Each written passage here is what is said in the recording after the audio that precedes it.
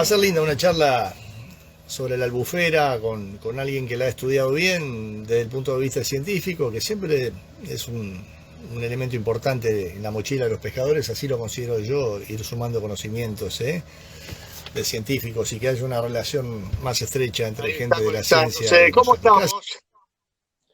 ¿Todo bien? Todo bien. Más que prueba, ya te digo que podemos seguir de largo, son y 57 ya, ¿no? Así, ¿no? Sí. Bien. Todo bien. Bueno, vamos a presentarte formalmente, que es por donde deberíamos haber empezado. Gracias ante todo por estar acá. Le estaba contando a los amigos que ya van entrando que es muy interesante para nosotros los pescadores deportivos tener un vínculo más estrecho con la gente que hace ciencia y que entiende de biología de peces y que son maneras de enamorarse de lo mismo que tanto nos gusta, ¿no? A ustedes les gusta estudiarlos, a nosotros pescarlos, pero nos gusta que estén allí, básicamente. Totalmente. Sin el objeto ahí no hay estudio ni hay pesca. Ni hablar, es así. Bueno, es así.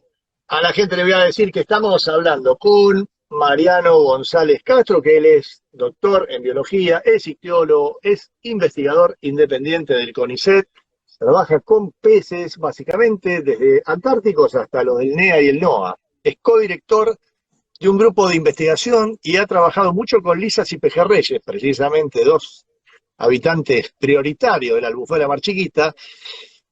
Lisas y pejerreyes tanto de origen marino como dulceacuícolas, los pejerreyes, especializándose en pejerreyes de estuarios. Ha trabajado mucho en un ámbito muy especial, que es la albufera de Mar Chiquita, estudiando la biología reproductiva, es decir, los ciclos reproductivos de las especies, las clasificaciones de las especies, ha hecho estudios de poblaciones genéticos y morfológicos de las mismas. Así que, señor, usted es el libro gordo de Petete para nosotros hoy acá. No creo que tanto, pero bueno, muchas gracias, Wilmar, por la invitación y bueno, por la presentación también.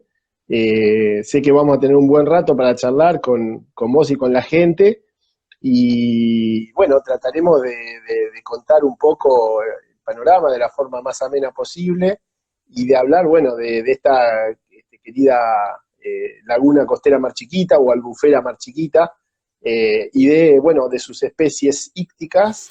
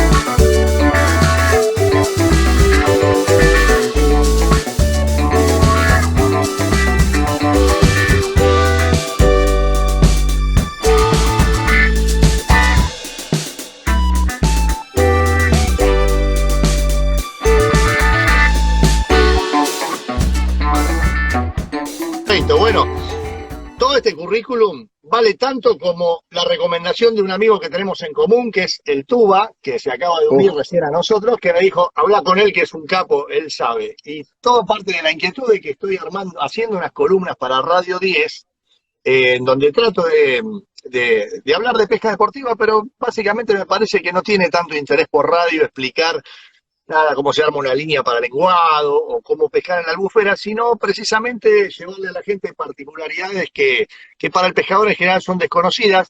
Y me habló el Tuba, de una especie de pejerrey que va con, no sé, camino a convertirse en una especie endémica, algo como una población muy particular, ¿no? Diferenciada de los testes común, ¿no? Así que Sí, quiero que me cuente de ese pejerrey marchiquitense. sí, cómo no, cómo no. Es muy interesante. Yo más o menos comencé a trabajar en Mar Chiquita en el año 2000, 1999 más o menos.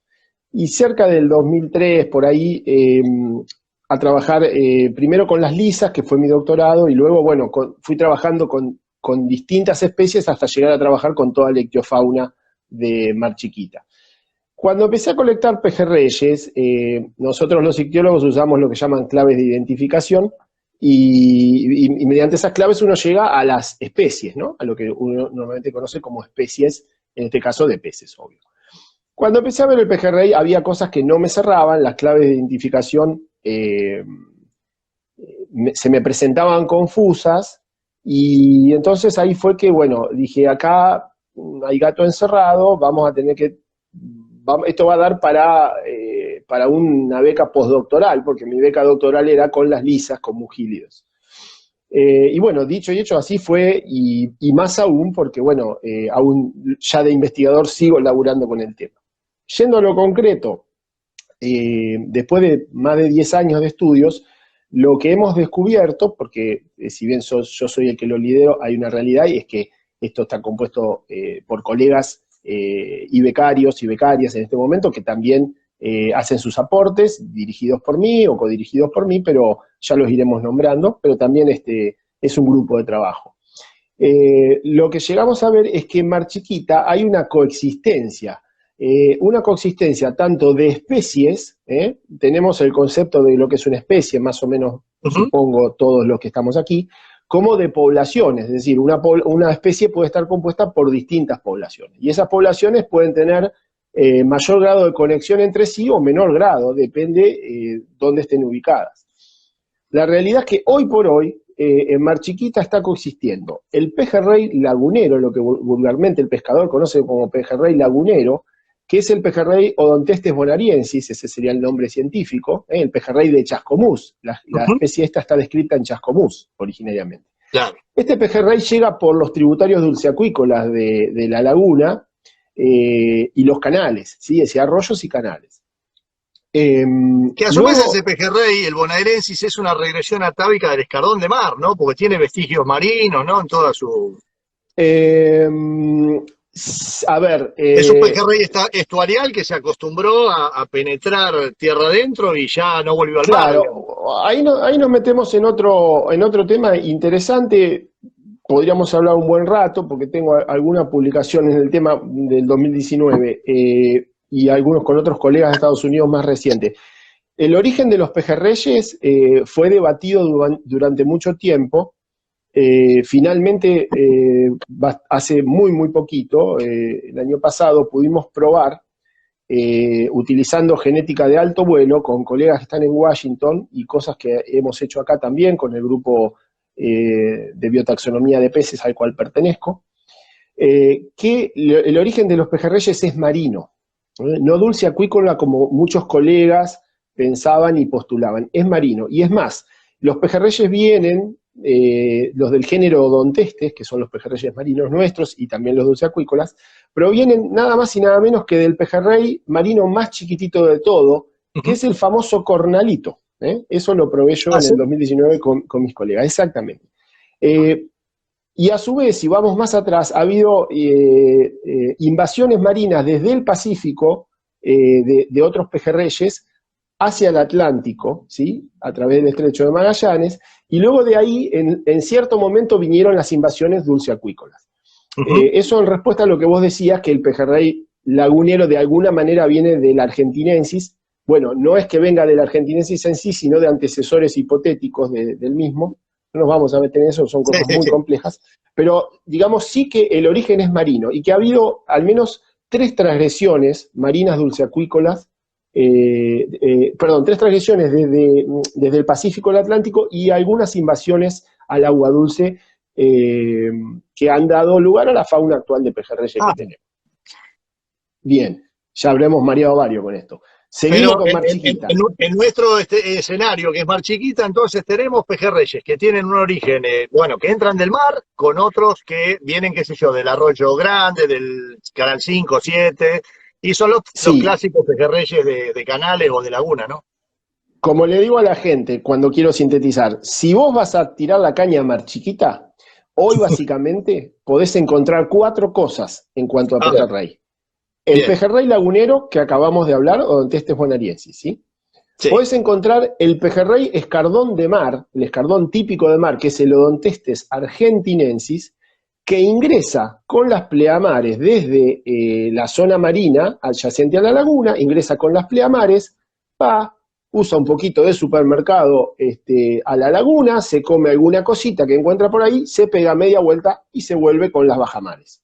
ujú, Y ahora donde se pone interesante, muy interesante diría yo, podés encontrar en alta probabilidad a el pejerrey, la unidad evolutiva o población bien diferenciada del pejerrey escardón de mar que acabo de nombrar, pero de Mar Chiquita. ¿Esto qué es? Cuando hice una revisión en el tiempo, la laguna costera Mar Chiquita, algunos cientos de años atrás, estaba obturada, ¿sí? sí. Llegué a encontrar, gracias a algunos geólogos que me proporcionaron mapas nada menos que del famoso padre Cardiel,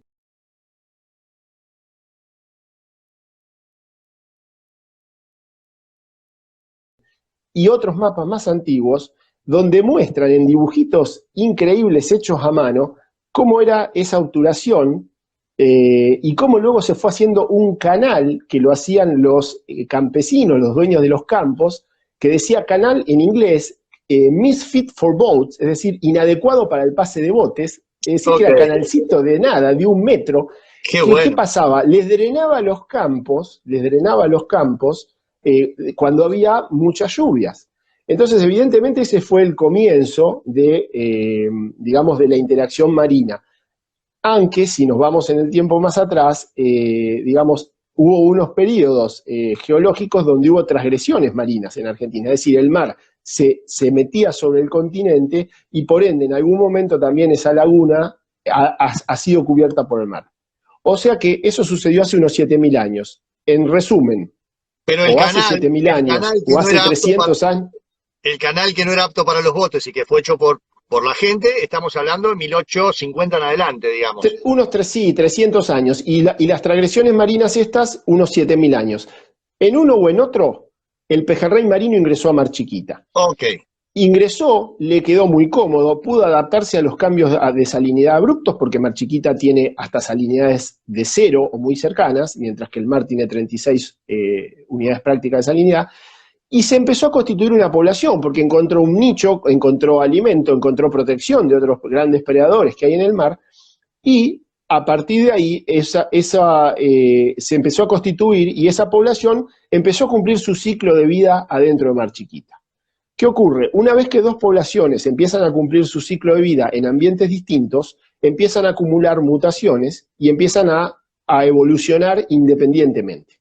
ok. Entonces, esa cantidad de cambios que ha acumulado este escardón de Mar Chiquita, vamos a llamarlo así, ya Ujú. hace que nosotros podamos apreciar diferencias genéticas, morfológicas y de ciclo de vida y reproductivas entre el escardón de mar y el escardón de Mar Chiquita.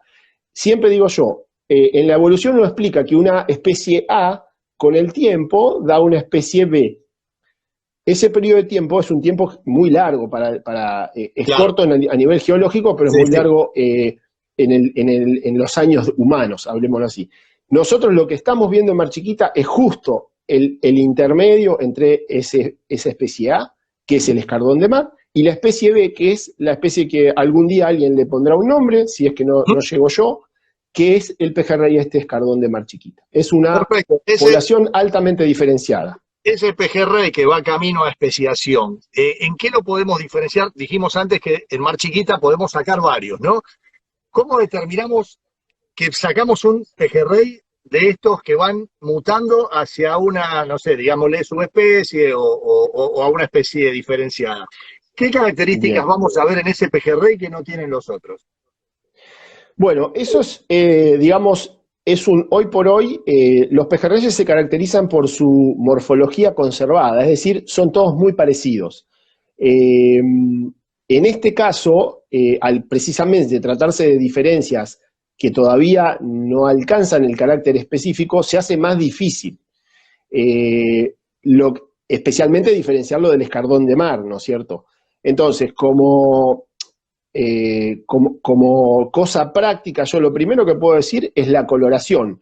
Cuando uno ve un escardón de mar que entró a Mar Chiquita, como digo yo, de shopping, a comerse algo, conserva esa coloración bien celeste mar, bien celeste plateada, que es típica, y es un pez más esbelto, es un pez bastante más esbelto. El pez de Mar Chiquita ya, la población que está estabilizada ahí, es un pez mucho más robusto, de coloración un poco más celeste verdosa, que puede variar con algunos colores más oscuros, depende el agua como esté, porque no nos olvidemos que los peces manejan los pigmentos, pero es un pez mucho más robusto ya, ¿sí? No es un pez celeste.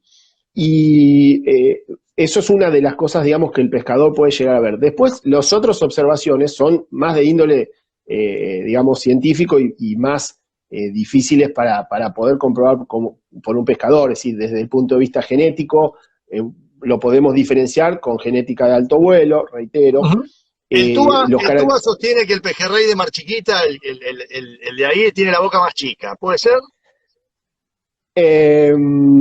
Tendríamos que probarlo eso. Okay. Lo que sí, no digo que no, puede ser. Lo que sí tiene,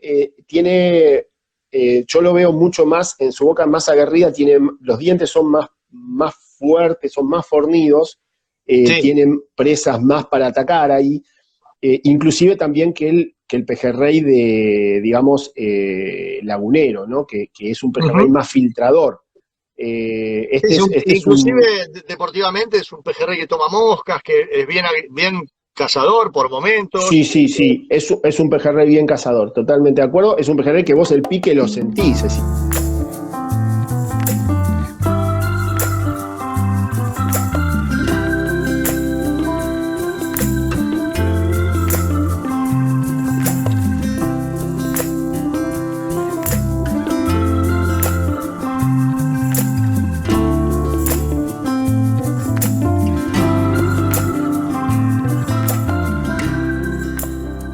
A veces en el mar, yo he pescado embarcado porque tengo que ir a buscar muestras y eso es otra historia.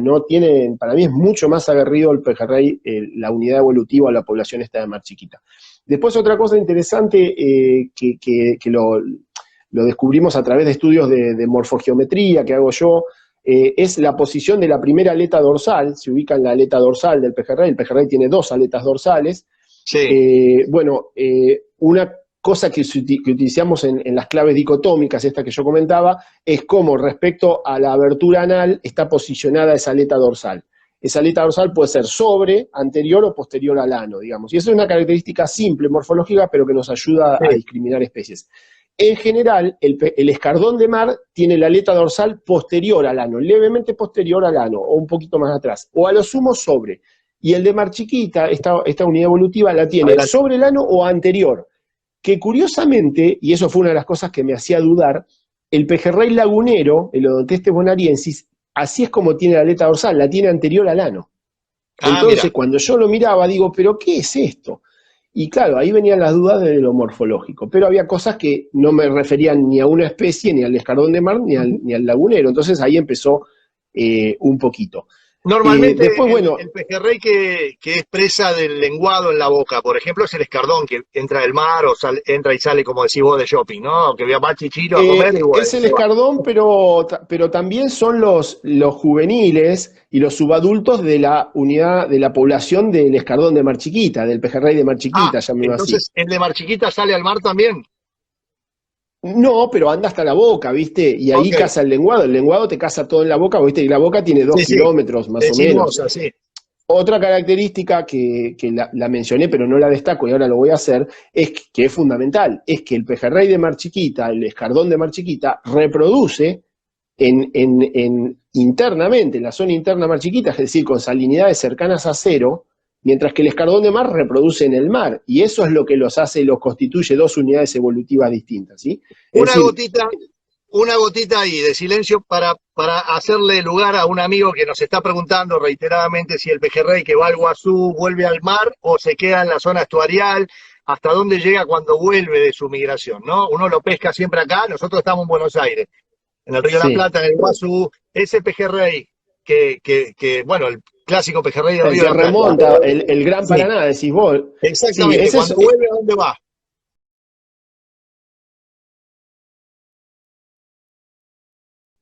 Bueno, mirá, primero, ese pejerrey que en general tienen ustedes en el Río de la Plata, y hay para estudiar, ojo, porque acá nos estamos metiendo en un tema que todavía hay tela para cortar. Básicamente es el Odontestes bonariensis, es decir, es el pejerrey lagunero. Esos pejerreyes se sabe que en una época del año remontan, porque son pejerreyes dulceacuícolas, ¿sí? Entonces, utilizan el estuario del Río de la Plata porque, nuevamente, es un nicho estuarial que les proporciona comida, les proporciona un ambiente, mucha alimentación, pero luego, como son pejerreyes dulceacuícolas, van a lo suyo, van al agua dulce, entonces remontan el Paraná digamos, y del Río de la Plata y hacen sus desoves ahí.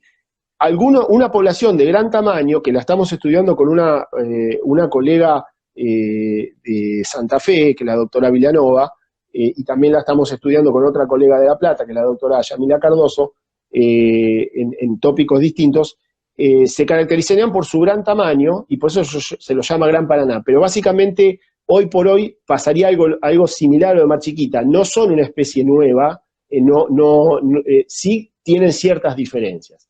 Así que bueno, contestando muy brevemente, y digo, hay tela para cortar ahí, porque todavía no es un estudio que esté 100% cerrado. Bien, perfecto. Entonces, volvemos a Marchi entonces. Volvemos a ver Chiquita. Sí, dime. Después, mirá que hay para hablar de lisas, de lenguado. De todo un poco. Obviamente daría para hacer una charla con Pejerrey nomás, pero bueno. Sí, Bueno, ni hablar. la noticia de todo esto, digamos, desde el punto de vista periodístico, yo, por ejemplo, hace unos años he hablado con otro biólogo, Rossi, que ha clasificado junto con otro grupo de científicos argentinos que a su vez están reclasificando especies histícolas de todo el mundo, han reclasificado la tararira, ¿no? Y le dieron el nombre de Opleas argentinensis, corrigiendo un error que viene de blogs de hace 200 años de la mala película. Y es buenísimo que los científicos argentinos estén involucrados en esta, digamos, mirada bien específica sobre nuestras poblaciones de peces. Y en este caso, esto es casi una novedad que pocos saben, que se está gestando allí una suerte de subespecie dentro de Mar Chiquita. Es un estudio bastante reciente ¿no? Sí, es bastante reciente, y de hecho hay cosas que estamos publicando y estamos para publicar. Para terminar esta parte, hay una cuarta entidad dentro de Mar Chiquita que no mencioné y que no es menos importante, sino todo lo contrario.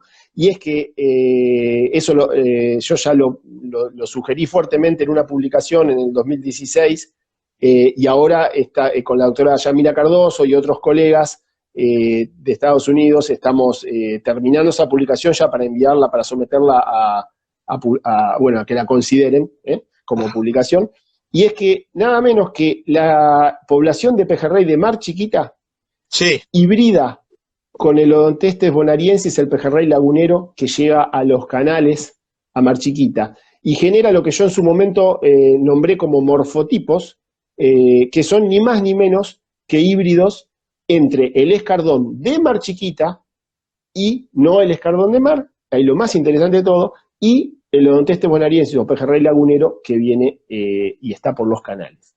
Eso no ha sido documentado, hasta ahora no hay documentación de híbridos entre estas dos especies, sí entre otras especies de pejerrey, entre bonariensis y el pejerrey patagónico, y es algo que, bueno, que a nivel científico nos ha llamado mucho la atención, y sin duda que, bueno, ahora cuando se publique va a ser una noticia bastante interesante. ¿Ese híbrido no genera descendencia? Ese híbrido puede generar descendencia, de hecho, sí, yo he encontrado híbridos que tienen desarrollo gonadal, es decir, desarrollo reproductivo, pero tenemos que todavía seguir trabajando en el tema para lograr otro tipo de conocimiento más detallado. No obstante, eso cierra de lo que yo le digo a la gente, que cuando vos tirás la caña mar chiquita, podés pescar 4 cosas. Y entre ellas, nada menos que un híbrido. Vamos a repasar de nuevo. Tenemos el escardón, Dale. que entra del mar. Sí, Tenemos vamos a decirle pejerrey de mar chiquita, que es la sí, subespecie que se está formando. sí. Tenemos los híbridos Los híbridos, y el bonaerensis, que bajaría por los canales. tal cual. Exactamente. El Exactamente. famoso Ahora, cornalito, sí. es que una especie distinta, ¿hasta qué tamaño llega? Cuando entra al Río de la Plata, mucha gente le cuesta distinguir entre un cornalito y un juvenil de pejerrey Gran Paraná, o como le decías vos antes. Sí. El cornalito en el mar no va, es estuarial, queda no sé, en la No, bahía de el San cornalito Bernardo, va al mar. es marino, ¿eh? Es marino, va Sí. perfectamente. Y es el mismo Y cornalito que entra al río, que yo entra al Río de la no, te Plata. soy sincero, seguramente no he capturado cornalito en el Río de la Plata, tal vez porque no es una zona tan común de muestreo mía, ¿viste? Sí. Pero el cornalito es un pez marino, es, como te digo, es de los pejerreyes marinos argentinos, es la especie más antigua, la que da origen a las demás especies. Mirá vos. Su nombre es Odontestes incisa, su nombre científico. Ujú. Es un pez conspicuo, es decir, que es totalmente identificable, es el más chiquitito de todos, más o menos te llega a unos 12 centímetros, 15, con él como una locura. Los adultos, uno los abre y tienen las gónadas, es decir, ovarios o testículos grandecitas, y son unos bichitos chiquititos así, Ok. uno se da cuenta por eso. Bien. Porque cuando vos abrís un juvenil, es decir, un pez de este tamaño, de 10-12 centímetros, de bonariense o de escardón, es un virginal, es decir, no tiene desarrollo reproductivo. En cambio, cuando vos abrís un cornalito de esos, si está en la etapa de maduración, vas a ver ovocitos o vas a ver unos testículos que hasta pueden liberar esperma. Para hacer Y después, bueno, un pequeño repaso, solamente mencionando, sin entrar en esas particularidades, de los pejerreyes que hay en Argentina, tenemos el que llamamos corno, que ahora cada vez lo estamos viendo menos por, no sé, por el agua que no está tan fría o por lo que sea, pero la verdad que antes era un clásico de Mar del Plata, que decíamos el pejerrey patriótico, que el 9 de julio se empezaba a pescar. sí, Ahora sí. ya no está entrando tanto, y hay un pejerrey malvinense, ¿no? Sí, está el pejerrey malvinense, que es Odontestes nigricans, está el corno, que es Odontestes smithi, está el escardón, que acabamos de hablar bastante de él, y El está patagónico. el patagónico, que no es de mar, Ujú. estamos hablando marino, ¿no? Está el No, panzón, de especie de pejerrey que tenemos en Argentina, para mencionar, hacer un sí, está el repasito. pejerrey patagónico, está el panzón, que es un pejerrey marino también, y después, bueno, hay algunas otras especies, eh, por ejemplo, Odontestes gracilis, que es otra especie más del norte, Ujú, y Odontestes perugiae, que es un pejerrey chiquitito también, así del tamaño, digamos, del cornalito. ujú. Así que Odontestes sumensis, que es una especie también muy similar al escardón, pero es de ríos y lagunas pampásicas. Así que bueno, son unas cuantas especies El tenemos, que le sí, en decimos Argentina. colita negra, ¿qué sería? Mirá, yo con los nombres vulgares no me les fío Claro, mucho porque soy claro. científico, pero colita negra en el mar para mí es, no sé, me imagino que es el escardón. Eh, Porque hay, Sí, viste, hay mucho folclore, entonces claro. los científicos, viste, somos más parcos, viste, Está necesitamos muy bien, información está muy bien. concisa. Si un colega en una publicación me pone colita negra, a mí no me dice nada, pero No, si no me te dice dice nada. Odontestes nigricans, ya sé que es el pejerrey patagónico. Que el Odontestes nigricans, perdón, el malvinense, yo lo estoy estudiando también desde el punto de vista reproductivo, es muy interesante. Y es otro pejerrey chiquitito también, Ujú. lo que yo llamo especies enanas, ¿no? Así que ahí ya tenemos 3 que mencionamos. En fin, todo Pa- una Pasamos historieta. a otra vedette de la albufera, que en principio, antes de pasar a la lisa, que es lo que quiero que hablemos ahora, eh, vamos a distinguir. Yo le digo albufera, vos le llamás laguna, no sé cuánto, Costera, laguna laguna costera. costera. Vamos ahí, vamos a esa puntualización. Yo me Mirá, enorgullecía de que tengamos una de las pocas albuferas que hay en el mundo, bla, bla, bla, y vos decís, Laguna Costera, sí, me tiró abajo sí, el argumento. no, está bien. Cualquiera de los dos términos, digamos, a nivel vulgar está bien. Yo no soy geólogo, con lo cual no soy una autoridad para hablar de las distinciones. Sí sé, digamos, que lo que uno puede decir de Mar Chiquita es que es un ambiente estuarial. Un ambiente estuarial es un ambiente donde confluyen el agua marina y el agua dulce. Y por ende se da un gradiente de salinidad que va desde salinidades cero, como habíamos dicho, hasta salinidades intermedias y hasta salinidades de mar como tenés en la Boca. Vos en la Boca medís y en ciertas zonas del canal tenés la misma salinidad casi que el mar o igual. Entonces, es un ambiente estuarial. Los geólogos dicen que por las características geológicas de Mar Chiquita, lo más correcto es llamarlo laguna costera, que la laguna costera es un ambiente estuarial. Y si lo querés llamar albúfera, y lo llamás albúfera, no pasa nada. Pero a mí los geólogos me han instruido, y por eso en mis publicaciones siempre figura Mar Chiquita Coastal Lagoon, laguna costera. Y estas especies que tienen la capacidad de adaptarse a distintos grados de salinidad de agua son eurialinas, ¿verdad? Perfecto, Bien. exactamente. Hilando un poquito, lo interesante de los pejerreyes es que algunas especies son eurialinas y otras no lo son. Por ejemplo, el escardón es una especie altamente eurialina, por eso pudo colonizar Mar Chiquita y generar esa población con características subespecíficas o en vías de especiación. Por ejemplo, el cornalito o el corno no son eurialinas, son estenoalinas, es decir, no soportan cambio de salinidad, especialmente el corno, por ejemplo. Entonces yo lo he registrado en Mar Chiquita, en 20 años de estudio, 21 años, una sola vez, y fue en una pleamar en la Boca. Claro, Pero ese corno ni loco se manda a los recreos internos, San a Gabriel. Juan y Juan, ¿entendés? O a San Gabriel o más adentro aún. ¿Por qué? Porque las salinidades cambian y no la toleran, mueren enseguida, le escapan. Entonces, bueno, todos los peces que son eurialinos, es decir, que tienen capacidad de homorregular, son los triunfantes en las lagunas costeras o en los estuarios. Y en el caso de Mar Chiquita son básicamente 3 o 4, o tal vez 5, pero los 3 que ganan en abundancia son la lisa, el pejerrey que acabamos de hablar, y la zaraca. Ok.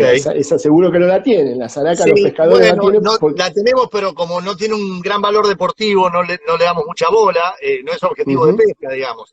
Pero sí la lisa claramente es un enorme objetivo de pesca. A mí me gustaría saber por qué vos decidiste estudiar la lisa, por qué te motivó de esa especie.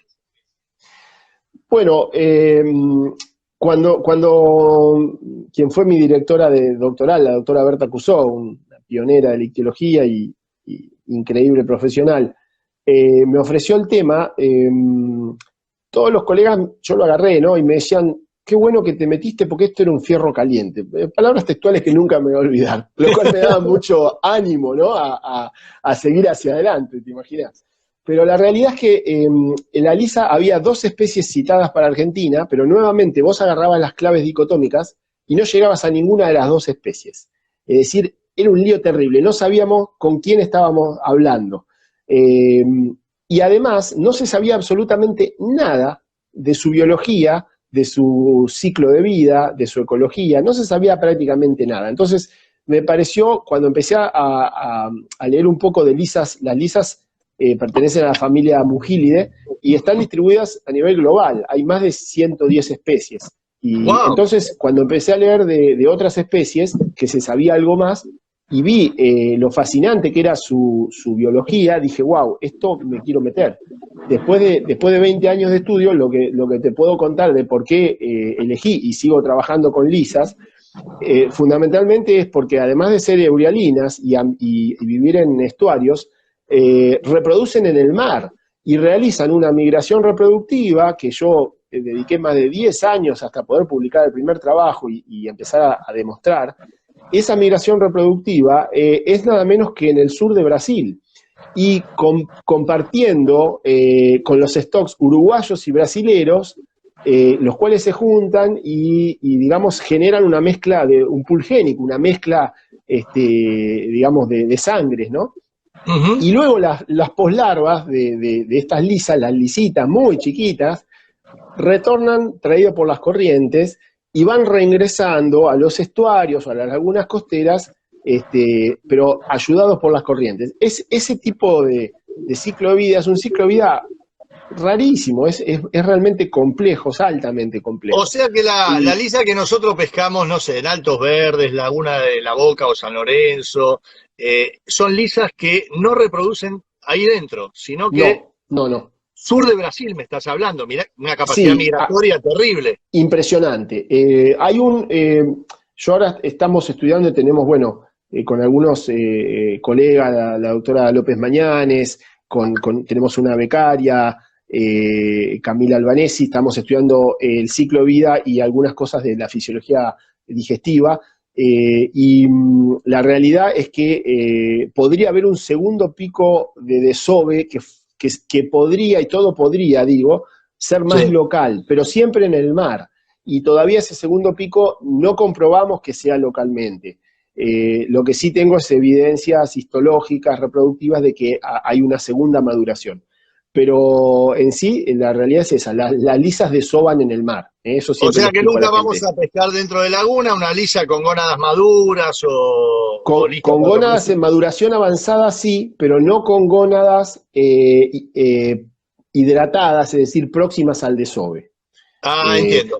¿Y por qué la diferencia de tamaño tan notoria? Porque en lagunas podemos, hay ejemplares de 5 kilos que se han capturado, vemos a veces verdaderos misiles que nos saltan al lado, nos desesperan, y en el mar no vemos esos tamaños tan pronunciadamente grandes, ¿no?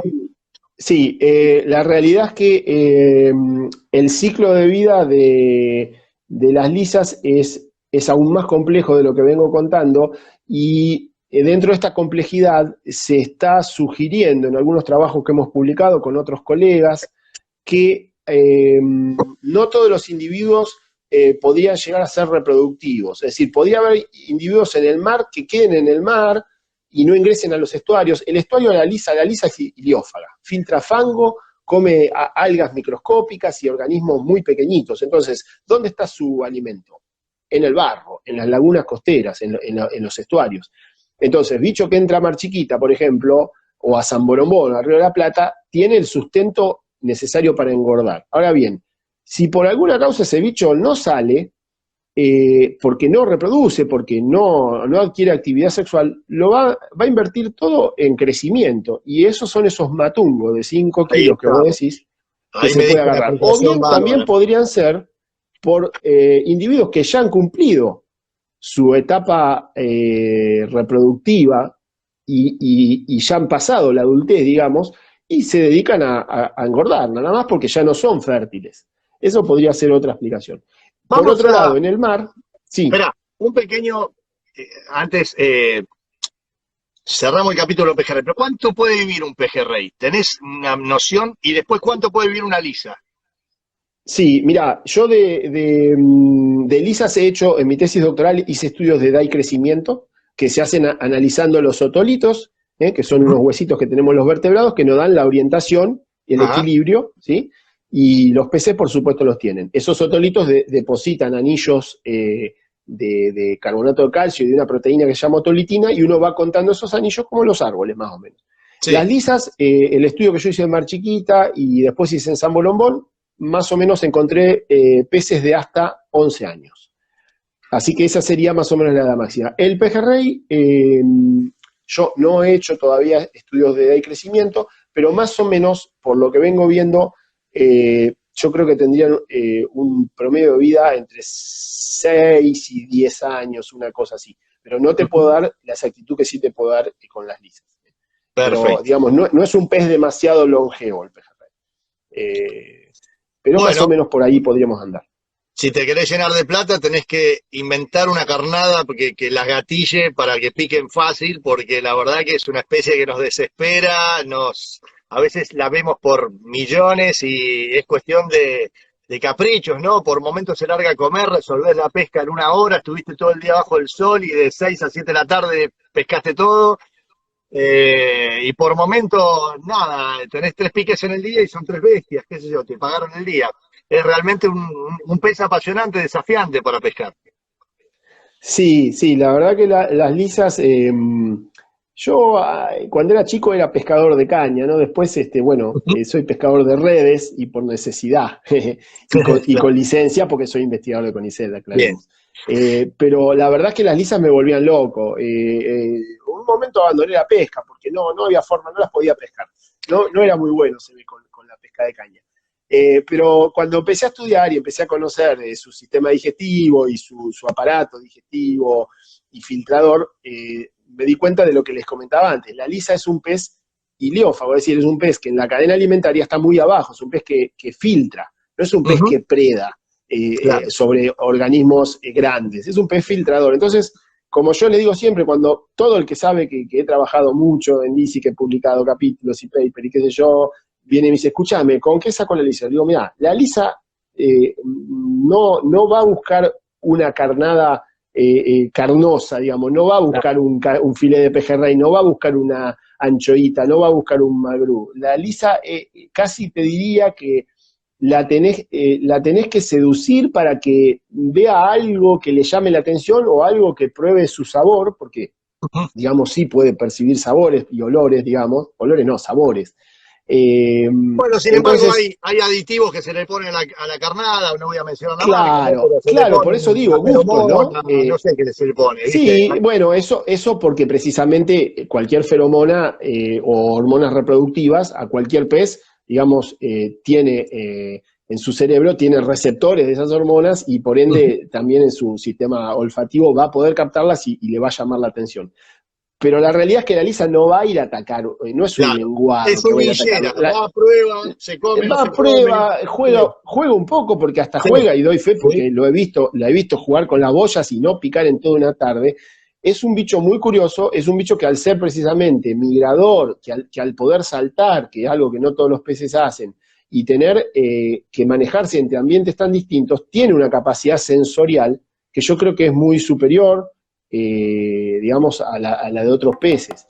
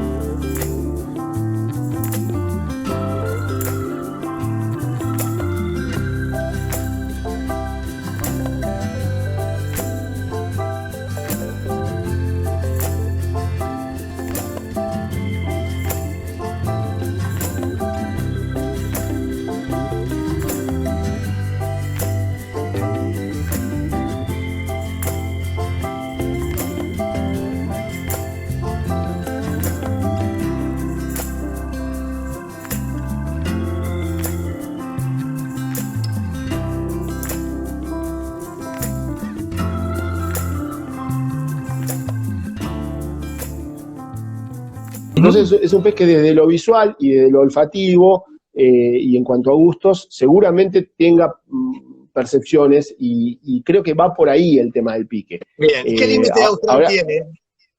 perdón. ¿Qué límite austral tiene? ¿Hasta dónde llega?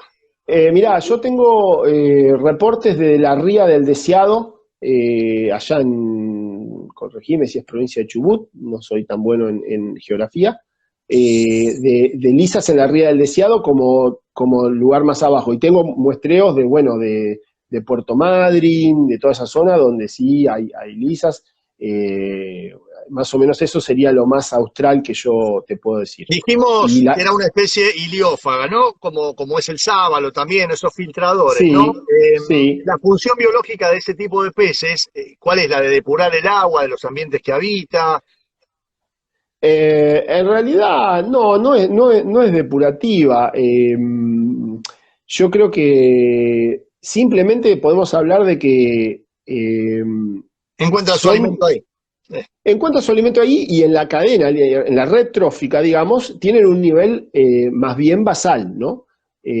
Comparable con otras especies que sean herbívoros, con el herbivorismo, ¿no? Pero en este caso es una ileofagia. No sé si te podría decir no creo que su función sea la de un barrefondo, la de un limpiafondo, ¿no? Simplemente son especies que sí son sustento digamos, también de muchos otros predadores. Vos lo sabés seguro que al tiburón lo pescas con lisa, digamos. Sí, claro. ¿Y por qué? Porque las lisas, para realizar la migración reproductiva, acumulan una capa de grasa retroperitoneal, que estoy estudiando con estas colegas que mencioné, que son ácidos grasos y omega 3 y 6, ácidos grasos de los buenos, de los ricos. Sí. El tiburón necesita de esos ácidos grasos para mantener su hígado trilobulado y mantenerse en natación continua como lo debe hacer, ¿no? Entonces, digamos, eso sí es una... Se superponen un poco sus rutas migratorias, porque tiburones que han sido marcados en Mar del Plata también han sido pescados en Brasil, o sea que se acompañan predador y presa en ese camino, ¿no? Seguramente, y los tiburones la deben tener clarísima más que nosotros, sobre dónde esperarlos y cuándo, ¿no? Porque, ya te digo, es conocido que son presas las lisas grandes de tiburones, porque claro, otros bichos no se lo pueden comer, pero las lisas pequeñas seguramente tendrán un sinnúmero de especies predadoras, desde el lenguado, pescadilla y otras tantas que si le pueden echar el gancho, se lo echan. Así que bueno, hay varias funciones que podemos atribuirle. Señor González Castro, usted sabe que yo soy periodista de espectáculos, además de pesca deportiva, y ando con los chimentos, ¿vio? A mí me han dicho que para un proyecto que usted está amasando ahí, ha conseguido un financiamiento importante. ¿Quiere contarnos, primero, sí, cómo no, como argentinos, si estamos en un buen momento para investigar, si hay tierra fértil para presentar proyectos y que alguien lo financie, o esto es una rara avis lo que le ha ocurrido a usted? Cuénteme. No, la realidad es que sí, bueno, sí, hoy nos hemos enterado con colegas, entre los cuales está Juan José Rosso, que usted mencionó, las tarariras. Yo no te quise decir, pero yo es colega y amigo, y yo también estoy en esas investigaciones de tarariras con él. Mándenle un saludo, que hemos dado a conocer la novedad de las tarariras remencionadas, digamos, en Revista Weekend. Bueno, este proyecto que nos subsidiaron, que soy el director del mismo, está Juan José, está la doctora Alejandra López Mañana, la doctora Yamila Cardoso, y es para continuar estudios en pejerreyes, en lisas y en tarariras, entre otros. Así que, bueno, sí, hemos sido subsidiados por la Agencia Nacional de Promoción Científica, que es, digamos, la agencia científica por excelencia de Argentina, en un subsidio que llaman PICT, y bueno, eso es vital para nosotros para poder continuar con nuestras investigaciones. Respondiendo un poco la segunda parte de tu pregunta, es un buen momento. Nosotros valoramos muchísimo el esfuerzo que está haciendo el gobierno, porque en medio de una pandemia, de una crisis que es de común conocimiento, no solo ha mantenido subsidios, sino que ha aumentado en un 14% respecto al año pasado.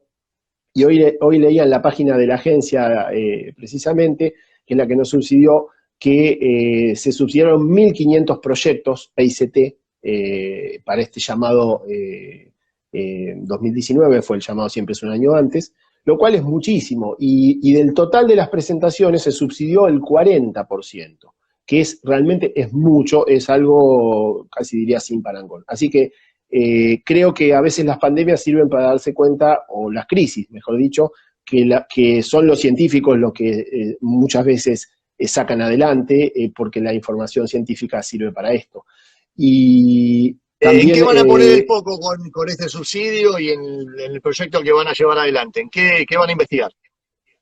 Bueno, básicamente es continuar estas líneas, como te comentaba, de lisas, en donde estamos con estas becarias y colegas trabajando en la fisiología digestiva en función del ciclo de vida de la lisa.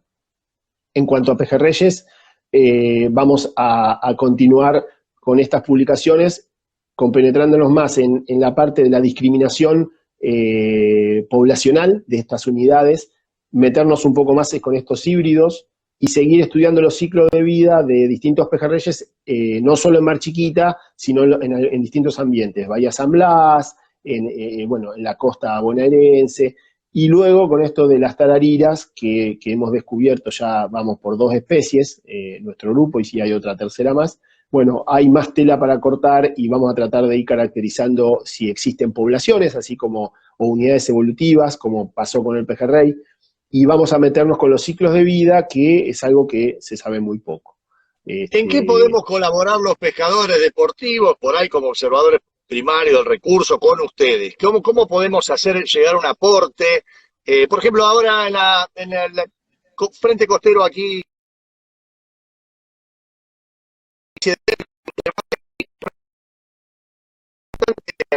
¿estamos ahí o tenemos alguna dificultad de conexión? ¿Me está escuchando? Se había pausado un poquito, me decías del frente costero. Sí, están saliendo como una suerte de boguitas alargadas que tienen como una cabeza muy chiquita con ojos saltones, parecen un híbrido entre una boga y una lisa, ¿viste?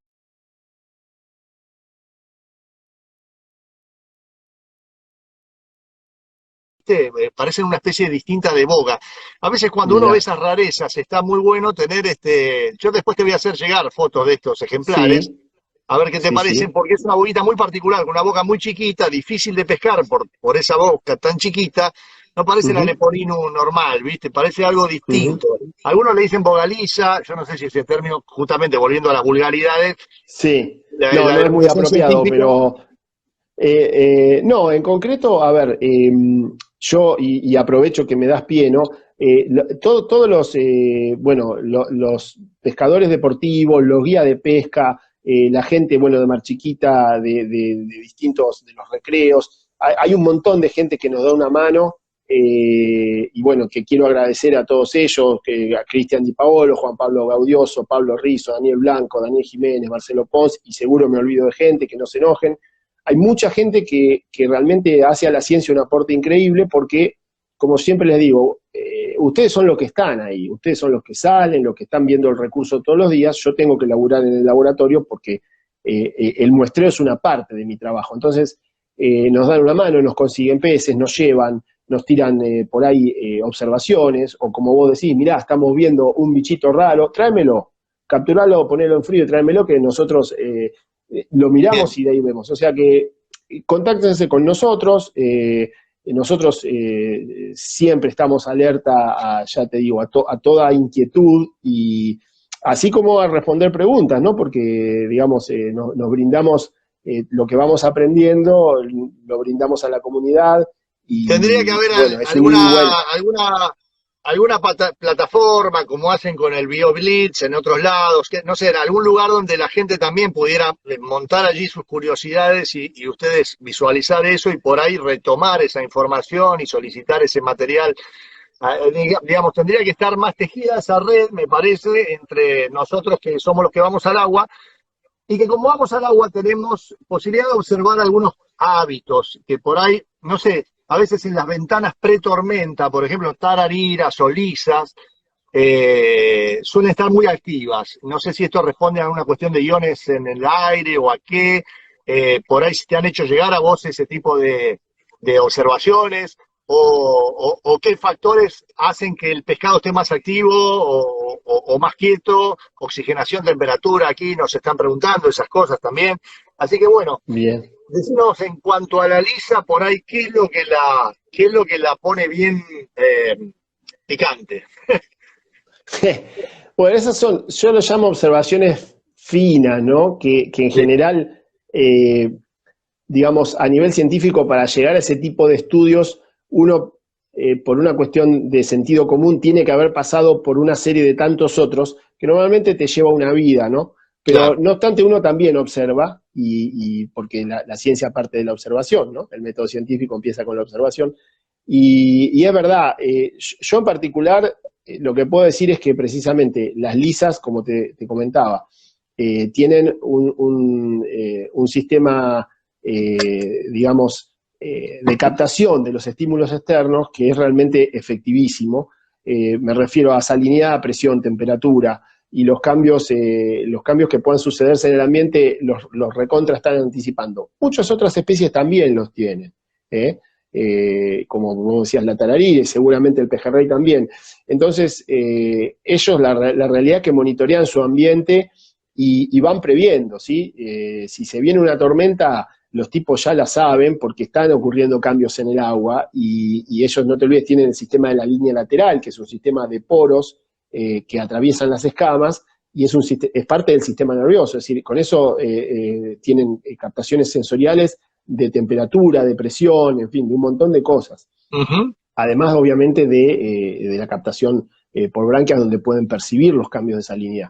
Entonces, Mirá vos. sí, estoy totalmente de acuerdo que estos bichos, digamos, han subsistido centenares de miles de años, no por casualidad. Están leyendo el ambiente mejor que nosotros, digamos, que Vamos a tenemos hablar, todos los implementos.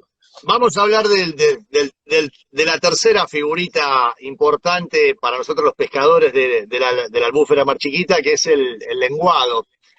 Realmente todo un desafío en tratar de entender ese pez que nace normal, se va aplanando, migra un ojo hacia la parte superior, queda un lado blanco, el otro con colores crípticos, no sé, es realmente otro universo, ¿no? Y también una especie distribuida mundialmente.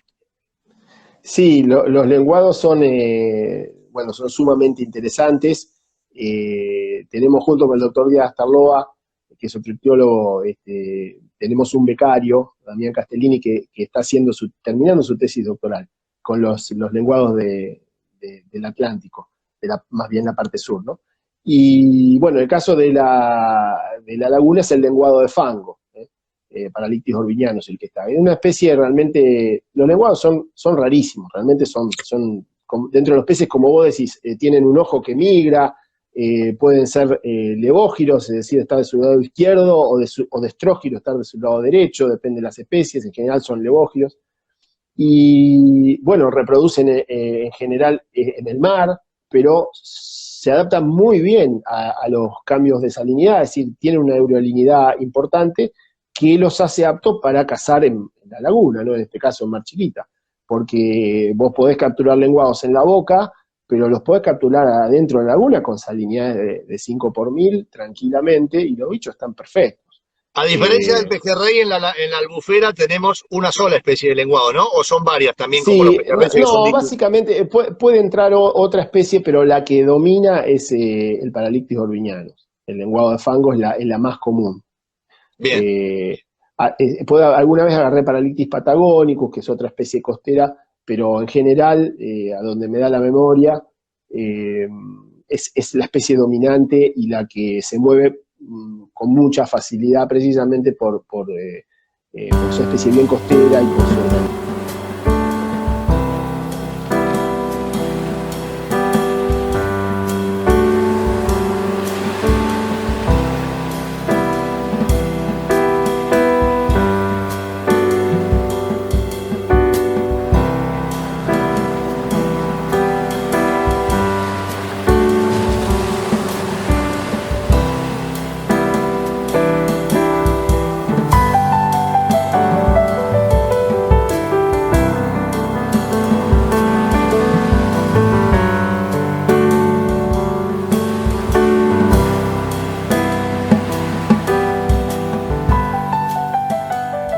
Y la que preda, sí, sobre todo los bichitos chicos, pejerrey, lisa chica, bueno.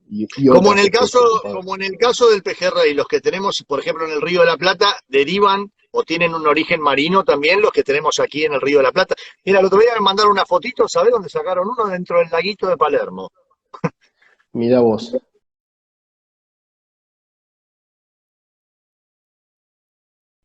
Mirá Eh, vos. te voy a mandar esa foto, si te sirve. Sí, cómo no. Sí, sí, Porque sí. hay uno de los Sí, lagos que conecta con el río. mirá qué interesante. Hay Sí, el sábalos, Paralictis hay dorados. orbiñanus, Sí, sí, sí, ni hablar. El sí. Paralictis orbiñanus, el lenguado de fango, yo te diría que es la especie más común costera y es la que penetra más en estos ambientes estuariales. Sí. Así que no soy un terrible especialista en lenguados en la zona del Río de la Plata, pero en líneas generales te puedo decir que seguramente es esta especie y por estas características que menciono es la que, digamos, la que se maneja con comodidad en esos ambientes, ¿no? Perfecto. En el lenguado de la Albufera, ¿qué pesos pueden llegar a alcanzar? ¿Qué longevidad puede llegar a tener? Mirá, son bichos que pueden llegar a pesar unos cuantos kilos. Yo no sé cuál Sí. será el peso máximo, pero de 3 a 5 kilos creo que fácilmente, y sé que han agarrado más. No, se Eh, capturan, usual, no es una cosa de todos los días, pero hay lenguado de 10 kilos y si uno agarra, qué sé yo, weekend de los 70, va a encontrar algunos de 15 kilos, bestias totales, pero hoy sí, en bueno, día pero un lenguado bien de 10 decís, en los kilos, 70 hay que... Digo, bien decís, weekend de los 70, porque ahora está un poco más difícil encontrarlo. Pero sí, yo sé, alguna vez escuché de 10 kilos. Yo estoy tratando de hacer memoria, ¿no? Porque realmente yo registré más de 35 especies en Mar Chiquita de peces, aunque no se crea. Y saberse toda la historieta de cada uno en un segundo no es tan fácil. sí, no es fácil. Pero creo que yo lenguados agarré, creo que el mayor que agarré, me parece que tenía, habló con redes, porque los míos son muestros científicos, creo que tenía 6 7 kilos. Eso es lo que yo puedo decir. Que seguramente he escuchado el lenguado de 10 kilos, sí, no es lo común. Y yo te digo la verdad, cada vez que veo que alguien agarra el lenguado así, a mí se me cae un lagrimón, porque son reproductores de mucha edad, estás haciendo, si no lo tirás al agua de vuelta, y ahí abro para alguna una discusión o otra pregunta, si no lo devolvés al agua, estás haciendo un cierto daño al ambiente. Más de 10 y Eh, algunos de 15 dice el tuba pesca que se puede llegar a dar. El concepto que vos acabas de decir es válido, nos duele igual a nosotros ver un surubí de 40, que viste, donde nosotros vemos una maravilla evolutiva, otros ven kilo de milanesa. Y lo mismo pasa con el lenguado, donde pescadores que ya por ahí tienen 4 o 5 lenguados buenos, sacan un platito de 800 gramos, también lo matan. O sea, claro, claro. es triste, para eso queremos que la gente, hacemos estas charlas también, para que la gente conozca un poco, tenga cierta conmiseración con ese animalito que está ahí tratando de sobrevivir un día más, que no la tiene fácil, y con un ámbito que está cada vez más presionado, que tiene cambio, no sé, con los poliquetos, con los puentes que le hace el hombre, con una boca que se le cierra, y encima 800.000 pescadores presionándolo. Sí, Tengamos sí, un totalmente. poquito de amor por ese pez y bueno, llevemos uno para comer, fin, ya está, no hagamos. Y bueno, pero esto no es de todos los días, te dicen, y juntan 20. Claro. Pero así no queda nada, amigo.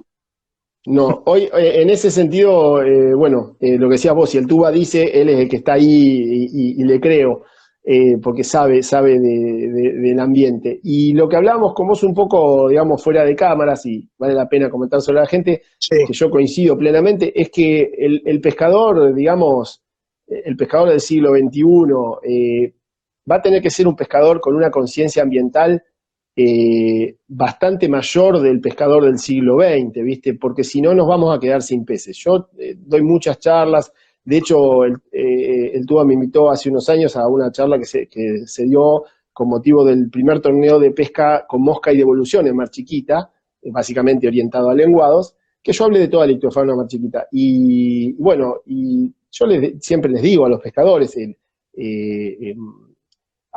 la pesca, digamos, está amenazada en todo el mundo, las principales pesquerías están amenazadas, severamente algunas, otras no tanto, y Argentina no es muy distinta.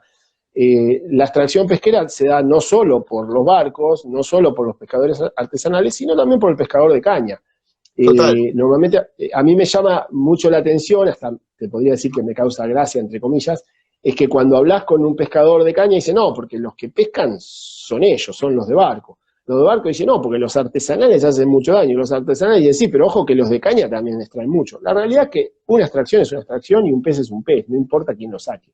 Ese pez que El sacaste no, verdadero no tiene descendencia, se acabó ahí no su tiene historia. descendencia. Entonces, hay que entender algo. Un pez tiene una etapa de juvenil, como cualquier ser vivo, una etapa de adulto y una etapa de senescencia. Si vos lo pescas en la etapa de juvenil, no le diste la posibilidad de reproducirse. Si lo pescás en la etapa de adultez, si lo pescás en el momento donde va a venir, y de eso no pude hablar nada de pejerrey, pero será otro día, donde va a venir su reproducción, caso el pejerrey de mar chiquita, que reproduce dentro de mar chiquita, bueno, estás matando, si es una hembra, potencialmente, por ejemplo, en el caso del pejerrey, estás matando 10, 15 mil, ¿entendés? Alevinos potenciales que iba a dar esa hembra. Entonces, si es un adulto, tampoco lo podés pescar en cualquier momento del año y en cualquier lugar. Tenés que asesorarte, tenés que escuchar si hay leyes y tener una cierta conciencia. Y como vos decías, uno no puede pescar indiscriminadamente porque un día fue bueno de pejerrey, saquemos 100.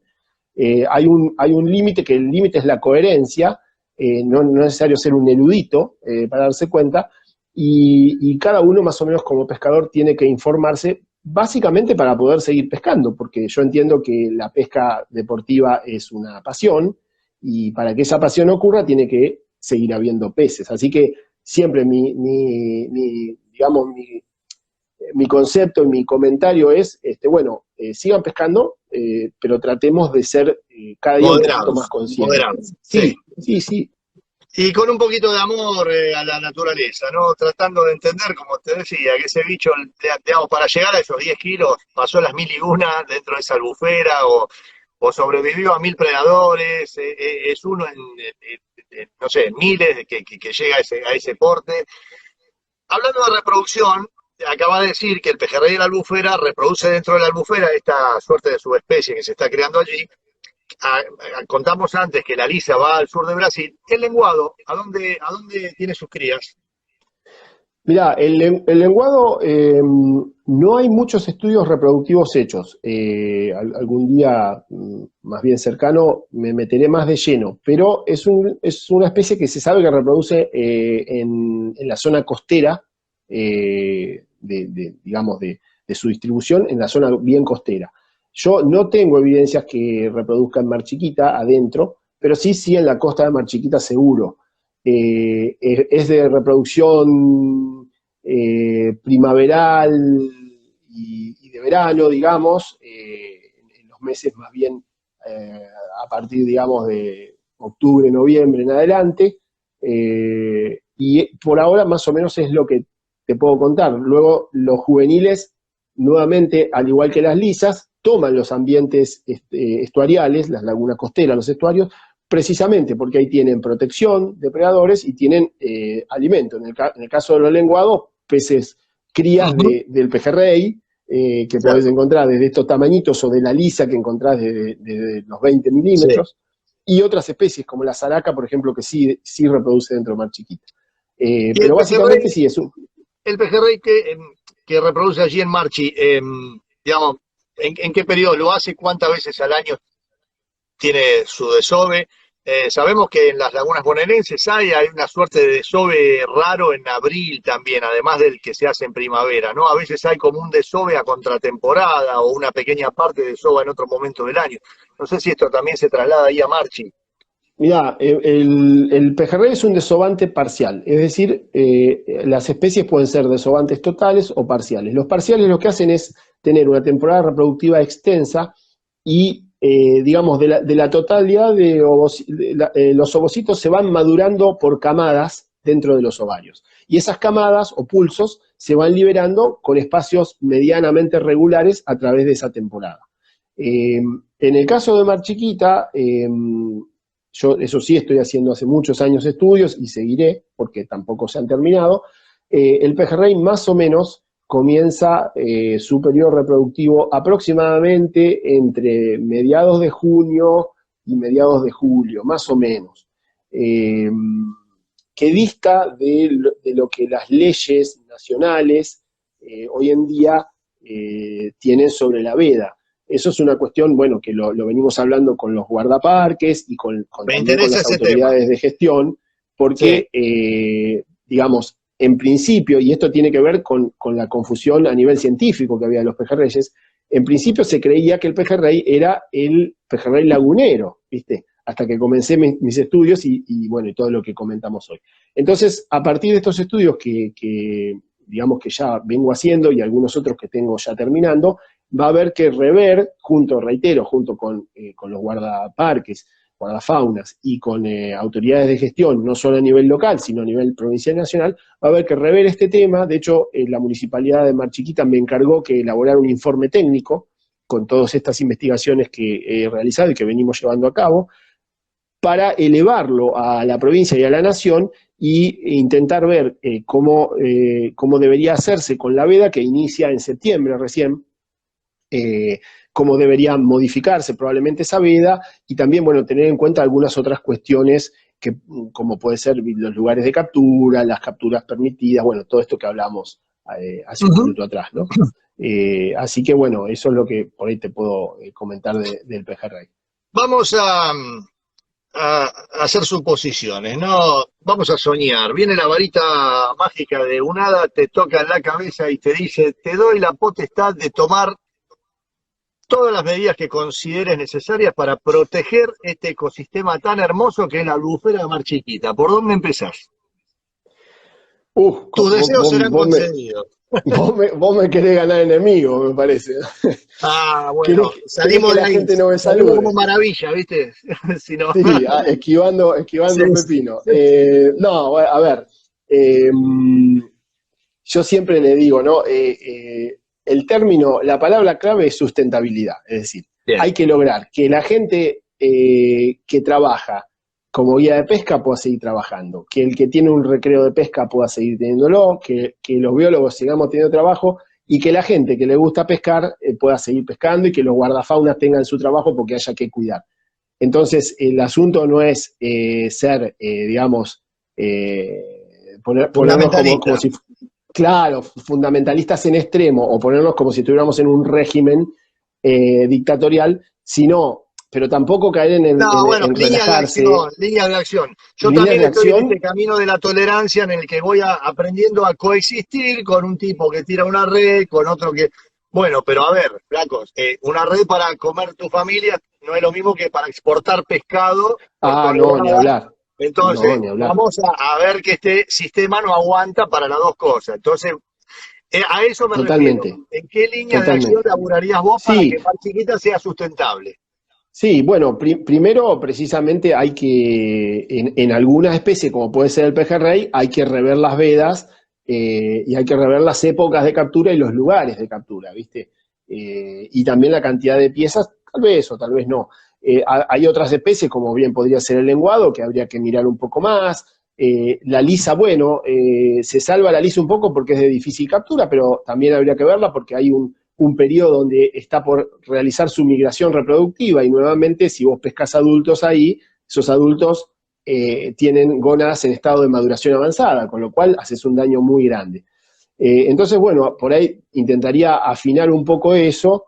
Y por supuesto que coincido con lo que vos decís, al pescador furtivo, al que realmente va para hacer daño o para hacer una comercialización, digamos, que no es legal, bueno, ahí no sería muy permisivo, ¿viste? Sería se va a cerrar la boca de la albufera. ¿Cómo viene ese tema con el cambio de la correntía que hay por los poliquetos, por el puente? Sí.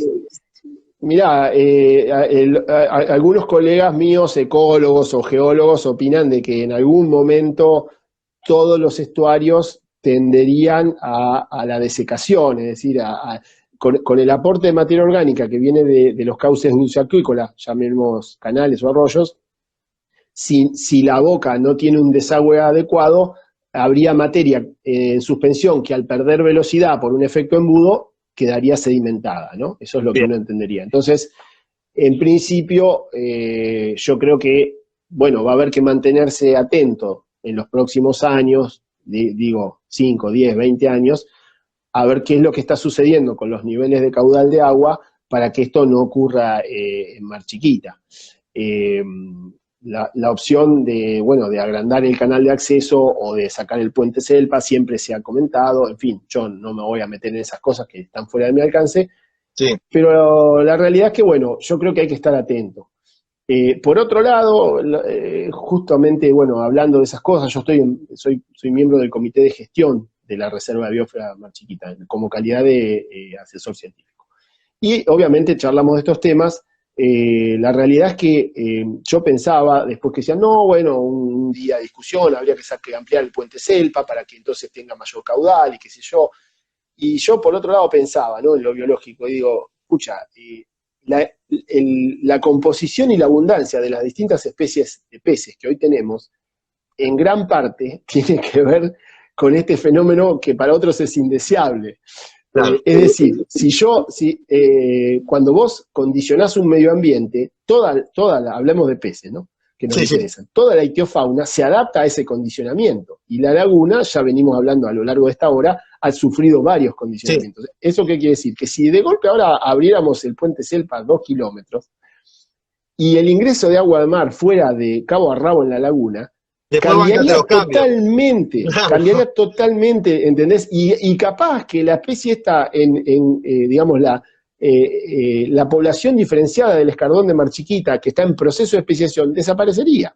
Claro. Porque si el escardón de mar tiene salinidad alta en toda la laguna, probablemente colonice toda la laguna y empieza a competir con la otra. Entonces, por un lado, digamos, sería de alguna manera, bueno, medio trágico para y los poliquetos, que son una maldición para navegar y demás, también son fuente de alimento para peces, refugio de cangrejos. Y bueno, refugio y de larvas, de peces. Los desoves de pejerrey, las lisas pequeñas que llaman querimana o prejuveniles de lisa que llegan de esa migración que produjo los desoves, utilizan esos bochones porque ahí tienen microinvertebrados, microalgas, tienen protección de otros predadores. Entonces, bueno, la ecología es compleja, ¿viste? Es una ciencia muy compleja.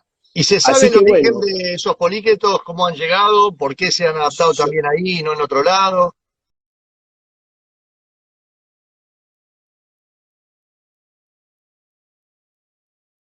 Yo tengo entendido que llegaron a la sentina de un barco, me arriesgaría a decir que era holandés, no estoy tan seguro, pero creo que sí. El holandés. Y bueno, era holandés, aparentemente. Y bueno, venían de un lugar con características muy similares a estas estuariales que encontró Mar Chiquita, con lo cual el bicho, cuando largaron el agua, se adaptó perfectamente.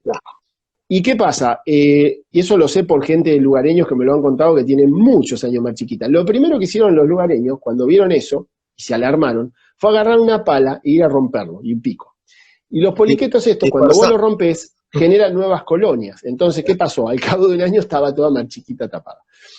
Como a su vez sedimentan, porque frenan el agua, entonces sedimentan partículas, hace que todavía más se puedan dispersar, porque esos poliquetos en corrientes muy rápidas no pueden formar colonias.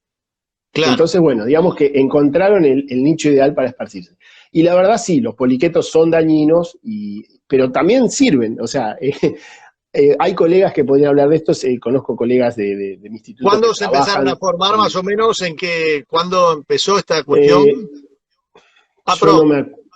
No quiero mentir, ¿viste? Pero yo no me acuerdo si me dijeron en la década del 70 o por ahí un poco antes. Bien. No estoy tan seguro. Me parece que tipo la década del 70 más o menos. Bueno, no Mariano, te pedimos una hora, llevamos hora y cuarto. Honestamente, acá hay 200 preguntas. Vamos a responder alguna para ir despidiéndonos. ¿Qué porcentaje de alevinos de pejerrey llegan a la adultez? Pregunta Pescajac.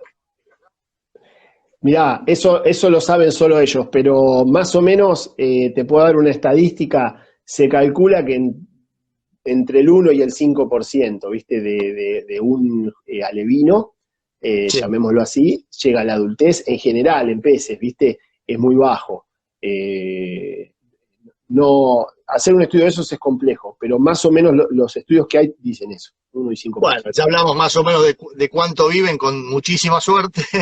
Así que, querido Mariano González Castro, doctor en biología, ictiólogo, investigador del CONICET, ahora con fondos, vamos todavía. Saludame a Rosy, a toda la gente que viene trabajando también y sobre todo que tiene tan buena onda con nosotros los pescadores deportivos. Nos gustaría saber si hay alguna vía de contacto para la gente que haya quedado enganchada con esta charla, que te quiera hacer una consulta, que te quiera hacer llegar un material, algún aporte de pez raro, cosa extraña que va a la albufera y y bueno, ve algo que está fuera de sus conocimientos y los pueden molestar a ustedes, ¿dónde se dirigen? Sí, como no, de la Albufera o de no de la Albufera, porque como te dije al principio de la charla, nosotros trabajamos En peces. con peces de toda Argentina y es más, te diría de distintas partes del mundo, como es el caso de Lisa, que no hablé, pero he trabajado en todo el mundo casi. Y Pueden la escribirme, del estribo después me la contás, es por qué el corno no está llegando tanto a Mar del Plata. Creo que tenía que ver con la temperatura, pero después me lo decís. Ahora decime la vía de dale. contacto, ¿dónde te escriben? Me pueden escribir a mi email particular, que es como mi apellido, pero cortado y pegado. Yo soy González Castro, el mail es gocastro, ¿sí? Gocastro, arroba, vamos a hacerlo, tengo dos, uno institucional, pero vamos a hacer el fácil, arroba gmail.com.ar, ¿sí? Gocastro, arroba gmail.com.ar. Contesto enseguida y bienvenido todo las dudas, las preguntas y también el material que puedan aportar y la ayuda, porque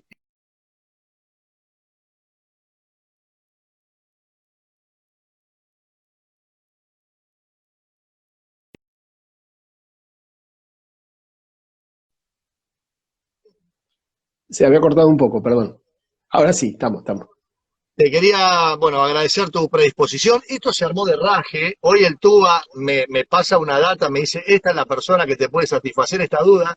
Claro, además de la duda del pejerrey, quería preguntarte mil cosas. Tuviste la predisposición de aceptar este vivo. Y bueno, gracias porque la gente quedó muy enganchada con toda la información que fuiste volcando. Ojalá toda esta información nos ayude a nosotros a ser mejores pescadores y a ustedes científicos a contar con un montón de soldados que le puedan dar una mano para que sigan investigando y para nosotros hacerle aportes a ustedes para que nos ayuden a mejorar a todos como mejores habitantes de este mundo. ¿Cómo no? Bueno, Wilmar, muchas gracias. Como decimos, salió de medio de raje, pero creo que salió bastante bien. Y bueno, es un gusto. Nosotros, como investigadores de CONICET, además de nuestro trabajo científico per se, parte de nuestro trabajo es brindarnos a la comunidad.